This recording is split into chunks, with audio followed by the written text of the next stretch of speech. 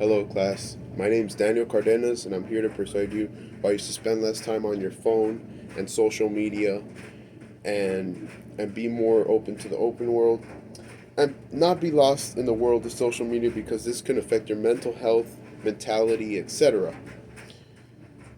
Persons can be addicted to social media and not even be aware of it. Just like any other addiction, you may not even know it, but it's a need, which is bad. Social media addiction has become a societal problem and continues to worsen. As a survey in 2019, it shows a major cause for worry. Though social media is the breakout innovation of modern times and can alter the way we live our daily lives, but in spite of its many remarkable benefits, it has gradually eaten into humanity and in a drastic way. 210 million people in this world today are addicted to social media, and I think a little bit more than that in that survey. An average person spends about 2 hours and 23 minutes per day. A person that spends more than 5 hours a day likely to show depressive symptoms 2 more times to fame max. How much time do you need to spend on social media? Persons can be addicted to social media and not be aware. Today we're going to look at that addiction symptoms and what a person can do to take care of that. To begin, let's take a look at a person who is addicted to social media and how it affects them. According to ChimneryHealthline.com, a person who is addicted to social media has more than likely low self-esteem. This is caused by constant comparison of their life to other people they have followers or they're following at the moment.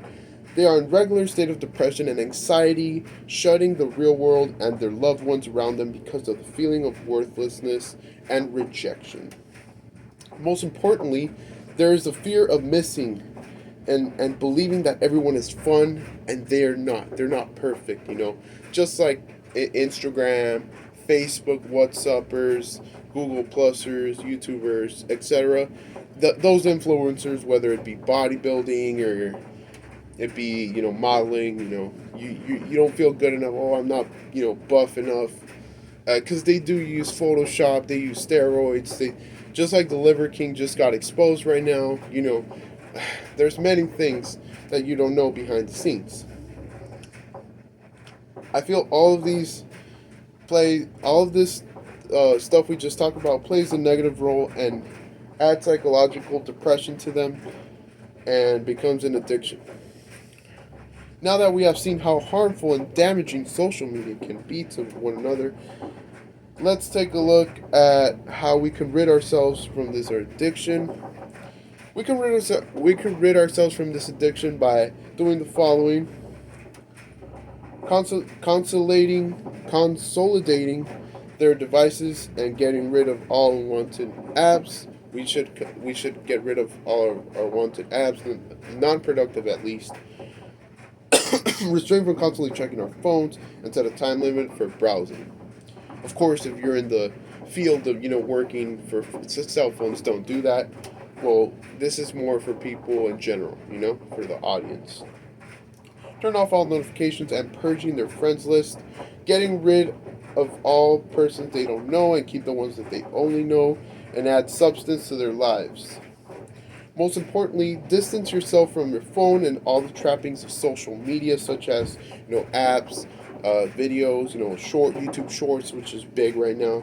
They should start to focus on their priorities and invest that time spending networking to future better lives like school, businesses, crypto as now it's big. It will be beneficial and rewarding for a person who is free from this addiction. It will gain their self-worth back and their confidence, better, feel better about themselves, being free from the the constant comparisons and the pressure they're putting themselves, and even myself, I've been a victim of this and still am right now, but nobody's perfect, and I'm here to spread awareness as I'm currently battling this battle. This alone will improve their mental health significantly.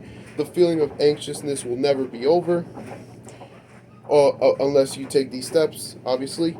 They will find time to connect with people around them This will improve their daily lives and their authentic self will shine through. Yes, like getting more time, talking to one another. Hey, how are you? This is how humans and us we're programmed. We're very physical. We're vocal. Now I walk into a party. Everyone's using their phones. I think it's a good way to mask. You're shy and to avoid contact. But let's be more. You know, have eye contact and whatnot.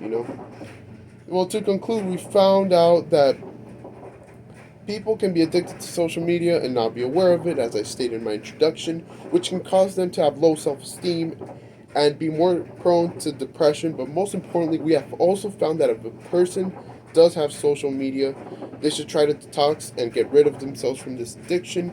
The ones that are not productive, of course, as I stated in my introduction, social media is indeed beneficial to us all in a better way, and does us good, but not abuse it. We can't abuse just like anything. Just eating healthy. If I chop broccoli, chicken, but if I eat it like 20 times a day, that's how bodybuilders get pancreas, liver damage. Because even if you eat something healthy, if you eat it a lot in a lot of quantity, that's gonna be terrible.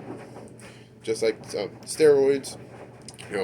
For bodybuilders, there's recommended dosages, and people abuse it. Don't abuse anything in general.